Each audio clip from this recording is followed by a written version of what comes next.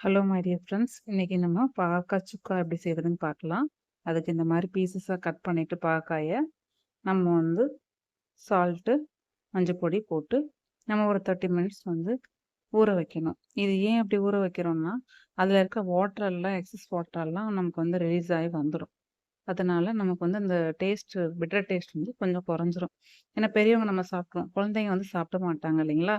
எங்கள் வீட்டில் இந்த மாதிரி செய்கிறப்ப அவங்க ஈஸியா விரும்பி சாப்பிட்டாங்க. அதனால நான் இத ப்ரிஃபர் பண்றேன். ஸோ இத ஸ்க்வீஸ் அவுட் பண்ணிட்டு, எக்ஸஸ் வாட்டர்லாம் நம்ம எடுத்துறணும். எடுத்துட்டு அத தனியா வச்சுக்கோங்க. இந்த வாட்டர் நம்ம வேணும்னா, நம்ம ஃபில்டர் பண்ணிட்டு குடிச்சுக்கலாம்.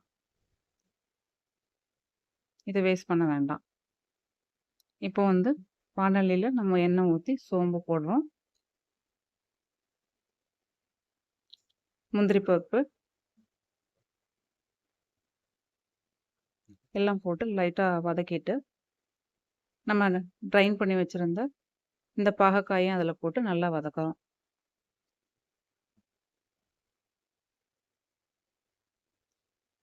சால்ட் சேர்த்துக்கணும்.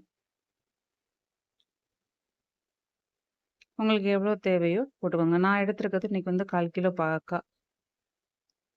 ஒரு 5 மினிட்ஸ் சிம்ல வச்சு குக் பண்ணிக்கோங்க.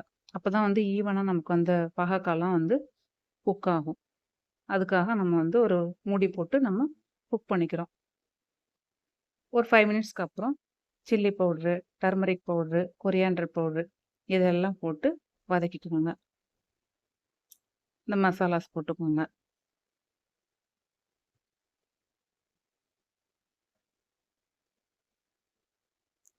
நம்ம பாகக்காய் செய்றது மேக்ஸிமம் வந்து நம்ம லோ ஃப்ளேம்ல தான் பண்ணணும்.